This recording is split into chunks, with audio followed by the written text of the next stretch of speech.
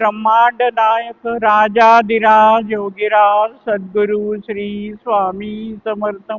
नमस्कार स्वामी, साष्टांग नमस्कार। नमस्कार नाना, सदैव नमस्कार। नमस्कार नानी, सहर्ष नमस्कार। नमस्कार स्वामी, सहस्र नमस्कार। आज श्री स्वामींची पुण्यतिथी, त्या निमित्ताने आपण श्री स्वामी समर्थांचं पूजन करण्यासाठी आणि श्री स्वामी समर्थांचा कृपा आशीर्वाद घेण्यासाठी स्वामी भवनात जमलेलो आहोत। स्वामी समर्थ म्हणजे साक्षात परब्रह्म या पृथ्वी तलावर मानव देह धारण करून अवतीर्ण झाले। श्री स्वामी समर्थांनी अनेक शिष्योत्तम घडवले। श्री स्वामी समर्थांची कुठेही गादी नाही। श्री स्वामी समर्थांनी आपल्या सर्व शिष्योत्तमांना उच्च पदाला नेऊन ठेवलं आणि प्रत्येकाला स्वतंत्र मठ बांधण्याची आज्ञा केली। त्याच आज्ञेप्रमाणे नानांनी हा मठ बांधलाय समर्थांच्या आज्ञेप्रमाणे, आणि तिथे आपण स्वामींची पुण्यतिथी संपन्न करत आहोत। श्री स्वामी समर्थ समाधिस्थ झाले म्हणजे त्यांनी जो नरदेह धारण केला होता, अनंत कोटी ब्रह्मांड नायक आपण श्री स्वामी समर्थांना म्हणतो, म्हणजे मूळ जी शक्ती म्हणजे श्री स्वामी समर्थ, त्यांनी जो नरदेह होता त्या समाधी घेतली। परंतु समाधिस्थ झाल्यानंतर देखील श्री समर्थांनी त्याच वेळेला त्यांचे जे काही शिष्योत्तम होते, त्यापैकी गोपाळ बुवा केळकर आणि बडोद्याचे वामन बुवा, ब्रह्मनिष्ठ वामन बुवा, यांना श्री समर्थांनी सांगितलं की मी गेलो नाही, मी आहे। स्वामींचं अभिवचनच आहे, हम गया नहीं जिंदा है। स्वामींनी समाधी घेतल्यानंतर दर्शन देऊन सांगितलंय की हम गया नहीं जिंदा आहे। आपले जे नाना, परमपूज्य नाना, ज्यांना श्री स्वामी समर्थ बेटा म्हणत असत, अशा नानांना श्री स्वामी समर्थांनी 1965 साली सगुण रूपात दर्शन देऊन सांगितलं की बेटा, तुला माझं कार्य करायचं आहे। आणि श्री समर्थांच्या आज्ञेनुसार या मठाची स्थापना झाली।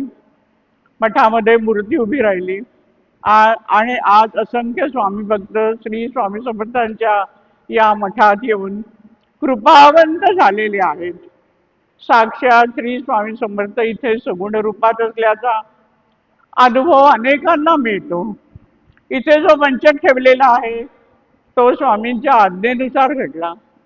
स्वामींनी काय सांगावं की मी उभा आहे मठामध्ये आणि माझे पाय दुखतात आणि माझ्यासाठी मंचकाची व्यवस्था करा, आणि त्यानुसार हा मंचक घडलाय। म्हणजे स्वामी काय सांगतायत की मी इथे आहे, मी सगुण रूपात इथे आहे। निर्गुण रूपात श्री स्वामी समर्थ गेले, पण त्यांचं कार्य चालू आहे। शिष्योत्तम आजच्या काळामध्ये नानांना शिष्योत्तम घडवलं आणि त्यांच्या मार्फत स्वामी भक्ती प्रसाराचं काम होत आहे। स्वामींची मुख्य शिकवण काय आहे? स्वामी म्हणजे नुसते चमत्कार समजू नका। स्वामींनी काय सांगितलं, प्रत्येक चमत्कारातून स्वामींनी काय शिकवण दिली ती जाणा। आणि म्हणूनच नानांनी सन्मार्ग, सदाचार या दोन गोष्टींवर भर दिला, आणि त्या मार्गातूनच आपण श्री स्वामी समर्थांचे कृपा आशीर्वाद संपादन करू शकतो। अशा भक्ती मार्गाचा प्रसार नानांकडून श्री स्वामी समर्थ करून घेत आहे की सदैव सन्मार्गाने व्हा, सुखी व्हावे सारे जन, तेथे धावे जनार्दन। स्वामींचं कार्य हेच आहे की प्रत्येक जण सुखी व्हावं, आणि या कार्याचा विस्तार आपण करतो। आता मगाशी म्हटल्याप्रमाणे स्वामींची अनंत रूपे आहेत, आणि वेगवेगळ्या देवतेच्या रूपात वेगवेगळ्या भक्ताला स्वामींनी दर्शन देऊन सांगितलं आहे। त्यामुळे कुणाला शंकर, कुणाला विष्णू, कुणाला लक्ष्मी, कुणाला सरस्वती, कुणाला राम, कुणाला कृष्ण, जसं जसं तुमचं आराध्य देवत आहे त्या देवतेच्या रूपात श्री स्वामी समर्थ तुम्हाला दर्शन देतात। लक्ष्मीच्या रूपातही त्यांनी दर्शन दिलंय आणि असे अनेक चमत्कार दिलेत। त्याचप्रमाणे अन्नपूर्णेच्या रूपात दर्शन देऊन अन्नपूर्णेचे अनेक अनुभव आणि चमत्कार स्वामी चरित्रात दिसतात आणि तसेच अनुभव आपण या मठामध्ये पण अनुभवत आहोत. आता अन्नपूर्णेच्या संबंधीची स्वामी चरित्रातली एक छोटीशी कथा बघूया. शिष्यांची स्वामी समर्थ आपले जे शिष्य घडवतात त्यावेळेला त्यांची परीक्षा बघतात. त्याप्रमाणे एक दिवस आपले 200-250 शिष्यगण बरोबर घेऊन स्वामी एका गावाकडे जायला निघाले. सर्वजण स्वामींबरोबर चालतायत. अंधार पडला, रात्र व्हायला आली, रात्रीचे 8 वाजले तरी स्वामी आपले चालतायत. शेवटी सगळे थकले, स्वामींना थांबवलं. सगळ्यांना पोटात भूक लागलेली होती आणि म्हणून स्वामींचे जवळचे शिष्य जे होते की चोळप्पा, त्यांना ते असे सेवेकरी स्वामींकडे जाऊन म्हणाले की सगळ्यांना खूप भूक लागली आहे, महाराज काहीतरी जेवणाची व्यवस्था करा. महाराज म्हणाले ठीक आहे, समोर आंब्याचं झाड आहे तिकडे तुम्ही जा, त्या झाडाखाली तुम्हाला एक महिला उभी असलेली दिसेल आणि ती तुमच्या जेवणाची सोय करेल. त्याप्रमाणे श्रीपाद भट आणि चोळप्पा तिथे गेले तर तिथे अत्यंत तेजस्वी अशी महिला उभी होती आणि त्या महिलेच्या पुढे भरपूर अन्न शिजवलेले अन्नाचे हंडेच्या हंडे होते.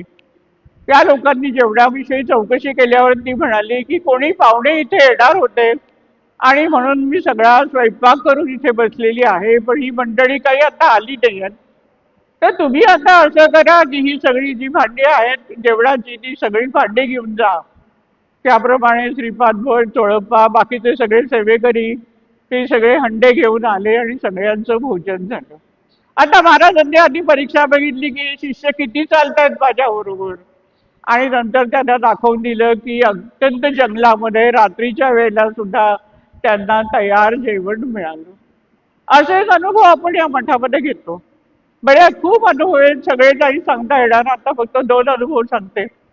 एक दिवस नारळी पौर्णिमा होती, मधला दिवस होता, सुट्टीचा दिवस नव्हता, म्हणून मी विचार केला की जास्त लोक काही येणार नाहीत मठामध्ये व उगाच जास्त प्रसाद करून तर फुकट नको जायला, आणि म्हणून थोडासा नारळी भात आणि चटणी असं करायला सांगितलं. नैवेद्य दाखवायची वेळ आली आणि मठामध्ये जवळजवळ 100 ते 150 माणसं आली. माझ्या डोळ्यासमोर प्रश्न उभा राहिला की आता एवढ्या सगळ्या लोकांना हा प्रसाद कसा पुरणार. तेवढ्यात एक महिला जवळजवळ 125 पुरणपोळ्या घेऊन मठामध्ये आली. सगळ्यांचं भोजन व्यवस्थित झालं. असाच एक प्रसंग की मी इथे नैवेद्य दाखवायला उभी आहे मठामध्ये. नैवेद्य दाखवणार तेवढ्या धावक एक सेवेकरी आले आणि म्हणाले की थांबा थांबा, मसाले भात घेऊन आली आहेत एक महिला, आणि एक महिला मोठं पातेलं घेऊन पायऱ्या चढून इथपर्यंत आली. त्यावेळेला लक्षात आलं की ही महिला एवढं मोठं पातेलं घेऊन पायऱ्या कशी चढली. ते पातेलं एवढं गरम होतं, तिने इथे या कड्ड्यावर ठेवलं, त्यातला मसाले भात वाढला, सगळ्यांना पूर्ण जेवण मिळालं. एकदा असं झालं की नैवेद्याचं ताट वाढते आणि त्याच वेळेला जवळजवळ 2 मोठ्या पिशव्या, म्हणजे खूपच मोठ्या पिशव्या भरून पुरणपोळ्या घेऊन एक गृहस्थ धावत आले नैवेद्य दाखवायच्या वेळेला. त्या दिवशी पण असंच झालं, मठात अचानक गर्दी झाली आणि असलेला स्वयंपाक पुरणार नाही असा मनात विचार असताना आपोआप इथे पुरणपोळ्या येऊन पडल्या. सांगायचा मुद्दा एवढाच आहे की महाराज आपल्या बरोबर आहेत. महाराज जे सांगतात की हम गया नहीं जिंदा है, त्याच्यावर विश्वास ठेवा. प्रत्येक भक्तांवर स्वामी समर्थ कृपा करतात. आता लक्ष्मीच्या संबंधातली एक कथा बघूया आपण. एक तरुण मुलगा होता, मारवाडी होता तो. त्याने स्वामी समर्थांचं नाव ऐकलं आणि म्हणून सुरत वरून तो अक्कलकोटला आला. 18 वर्षाचा वगैरे असेल. महाराजांचं दर्शन घेतल्यानंतर त्याला वाटलं की आता आपण इथेच सेवा करत राहायचं, आता कुठे जायचं नाही, आणि म्हणून तो तिथे सेवा करत राहिला. इकडे त्याच्या वडिलांना काळजी पडली की अरे हा मुलगा आपल्या हातातोंडाशी आलेला, उद्योगधंदा करून आपलं घर बघणार, आपल्याला आर्थिक मदत करणार, त्याच्याऐवजी हात गेलाय महाराजांकडे. आणि म्हणून 2 वर्षांनी त्याचे वडील त्याला घेण्यासाठी अक्कलकोटला आले आणि महाराजांना म्हणाले माझा मुलगा मला परत द्या, तुमच्याकडे कशाला ठेवून घेतलाय तो, माझ्या म्हातारपणाची ही काठी आहे, माझ्यासाठी काहीतरी धनदौलत मला तो मिळवून देईल, माझा आर्थिक भार तो स्वतः घेईल त्याच्यावर. महाराज त्या मुलाला म्हणाले जा रे जा, तू जा तुझ्या वडिलांबरोबर. या मुलांनी स्वामींना खूप विनवणी केली की महाराज मला नका पाठवू, मला नका पाठवू. महाराज म्हणाले नाही नाही नाही, तू जा, आम्ही तुला सांगतोय ना, वडील बोलवायला आलेत, वडिलांबरोबर जा. आता जातोच आहे तर बरोबर चार बाहेर हाडकं पडली, ती तुझ्या ह्याच्यात फडक्यात बांधून घे आणि तू जा. मुलाला खूप वाईट वाटलं, खूप वाईट वाटलं. शेवटी तो निघाला. बाहेर जी हाडं होती ती त्याने एका फडक्यात बांधून घेतली आणि रस्त्याने वडील आणि मुलगा चालत राहिले. वडील त्याला सारखे सांगतायत एक आठवडं तू टाकून दे, एक आठवडं तू टाकून दे. मुलगा ऐकायला तयार नाही. घरी पोचल्यावर वडिलांनी सांगितलं या गोष्टी घरात घेऊन येऊ नकोस, घराच्या बाहेरच ठेव. मुलांनी एक आठवडं ते बाहेर ठेवलं. तो घरी गेला. रात्रभर त्याला झोप लागत नव्हती, बेचैन झाला होता. सकाळी उठून त्यांनी बघितलं गाठोडं उघडून, तर त्या गाठोड्यामध्ये 2 चांदीच्या लडी होत्या. 4 होत्या, 4 हडकं घेतली होती. मुलांनी लागलीच वडिलांना सांगितलं की तुमची जी अपेक्षा होती माझ्याकडून की मी तुम्हाला काहीतरी पैसा कमवून देईन, ती महाराजांनी पूर्ण केली आहे. 2 चांदीच्या लढी आहेत त्या तुमच्यासाठी ठेवा आणि 2 मी महाराजांना जाऊन अर्पण करणार. आणि तो मुलगा महाराजांची सेवा करायला आला. आता याच्यामध्ये काय आहे की तुमच्या भविष्याची जी काही तुम्हाला मिळकत मिळवायची आहे त्याची योजना महाराज कशी करून देतात. आता का केली तर त्या मुलांनी महाराजांच्या सेवेसाठी आपलं आयुष्य दिलं. आणि म्हणून भक्तीमध्ये सेवा ही खूप महत्वाची आहे. आणि सेवाभावाने आपण जर कार्य करत राहिलो की महाराजांचा उत्सव आहे, काही कार्यक्रम आहे मठात, तर आपण तिथे येऊन सेवा करणं महाराजांची खूप गरजेचं आहे की आपोआप आपल्या सर्व कुटुंबातल्या लोकांचा भार महाराज सहजपणे पूर्ण पार पडतात.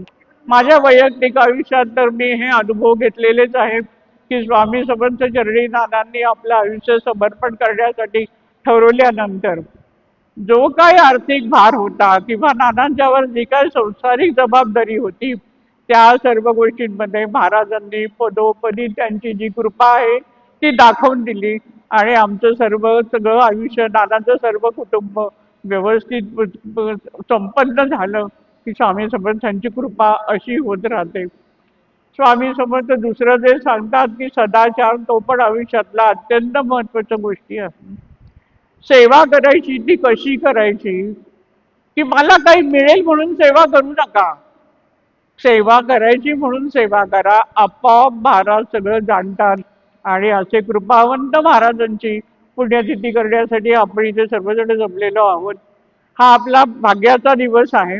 त्याच्यानंतर पालखी रामरक्षा होईल, मग पालखी सोहळा निघेल. त्या पालखी सोहळ्यात आनंदाने महाराजांचा गजर करत करत महाराजांचे गुणगान गात गात आपण गुणगुण जाऊया, स्वामी भक्तीत रंगून जाऊया. श्री स्वामी समर्थ. स्वामीं तव शरणम, स्वामीं तव शरणम, स्वामीं तव शरणम.